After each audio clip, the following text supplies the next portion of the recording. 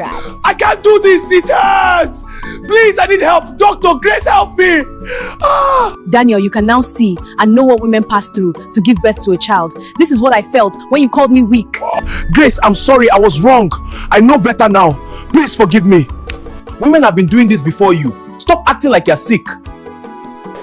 In the busy city of Lagos, there lived a proud and arrogant man named Daniel Okafor. Daniel was successful, respected in his office, feared by his staff, but at home he was cruel.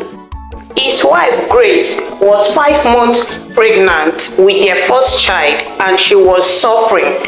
Every night, Grace would hold her lower back in pain and call on Daniel to complain about how she was feeling. Then she would whisper, Daniel, I'm not fine at all. I am feeling uncomfortable. My back hurts so much. I am in pain. I can't even sleep.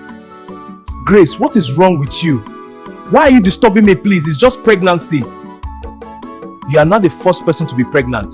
Women have been doing this before you. Stop acting like you're sick. but Daniel would ignore her and snore peacefully beside her. He called her dramatic, he called her lazy, he called her weak, and each of the words broke her. I feel dizzy. Please, Daniel, something doesn't feel right. I am not fine. Grace, why are you like this? You just like attention. Let me tell you this today, because I have been keeping quiet.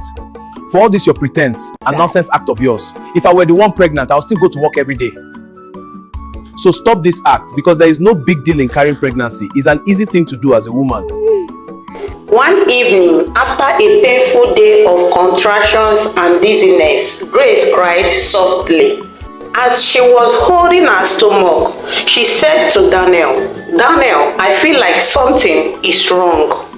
But instead of Daniel to show her love and care, Daniel laughed and said to her, Grace, let me warn you. That nonsense you did last night, I don't want it to repeat itself again. Daniel, pregnancy is not a child's E for me. The pain is too much. Please understand me, Daniel. Grace, don't worry yourself. I know what to do.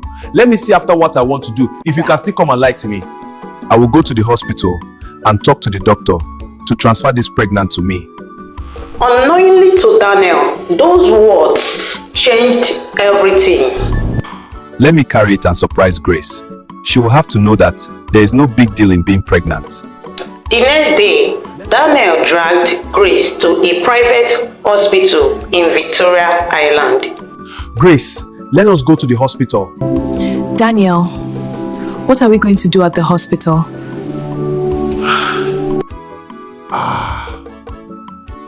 Prepare and come with me now. I want you to do something. Daniel told the doctor boldly, "Transfer this pregnancy to me. I want to prove to her that it is nothing." And the doctor stared at Daniel in disbelief. But this was no ordinary hospital. It was a secret research facility working on experimental reproductive technology. Doctor, I want you to transfer the pregnancy to me. I want to prove to my wife that it is easy to carry pregnancy. Mr. Daniel, what are you saying? This procedure is experimental. Pregnancy is not a simple condition. Please, doctor, I want this. Do it. I can handle it. Are you certain? It's a serious procedure. I'm sure. This is highly unusual. What's wrong, doc? Is it safe? We'll have to monitor closely. If you are sure. After signing documents and waivers, Daniel lay on the surgical bed with confidence. "Prepare yourself," the doctor warned. Daniel smiled and said, "It's just pregnancy." Daniel had no idea of what was coming to him. Follow me to the ICU room. I'm sure. When Daniel woke up hours later, something was different. A strange heaviness filled his abdomen. It was like a pulling sensation, a tightness, but Daniel laughed weakly and said this, "Look at what Grace complains about." Daniel thought it was nothing, but by nightfall, the pain began. A sharp stabbing pain shot through his lower back. His stomach churned violently. He rushed to the bathroom and vomited until his throat burned and sweat covered.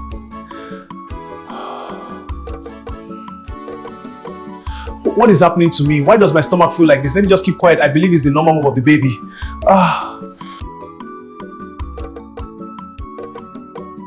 Great.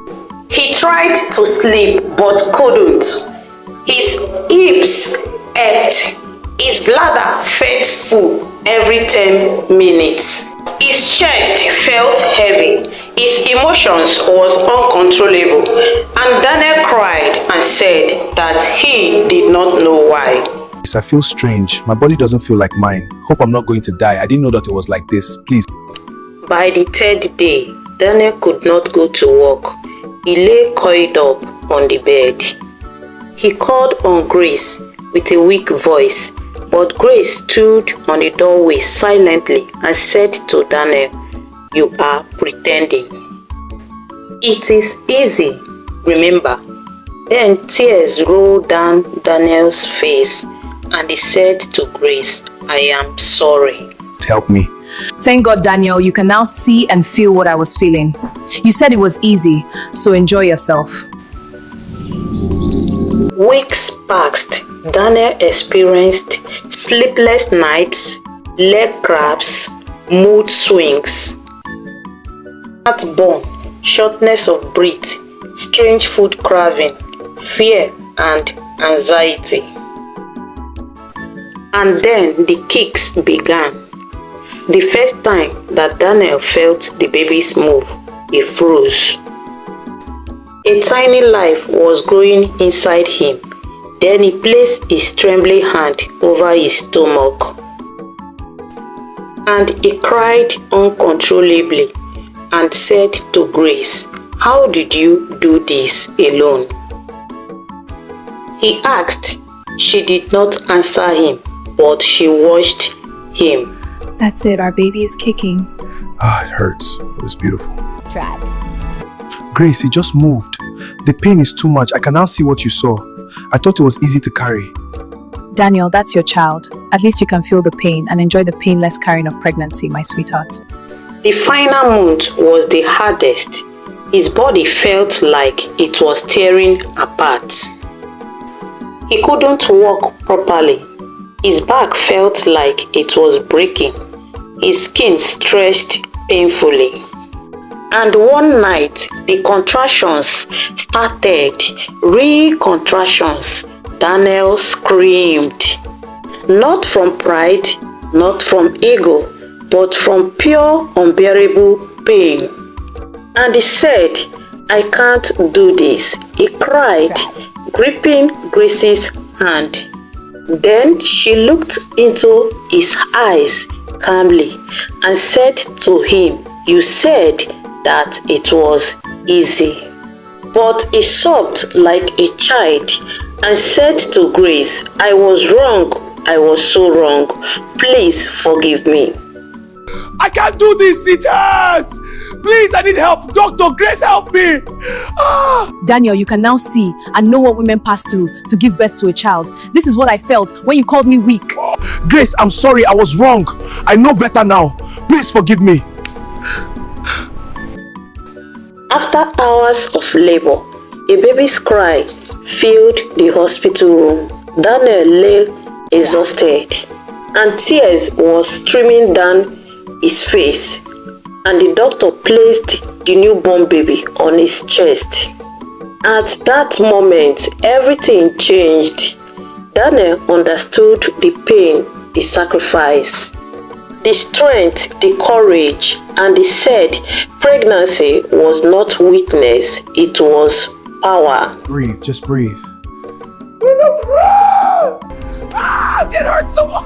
If you're doing great, just breathe through it. Birds! I know, you're almost there. Stay with me.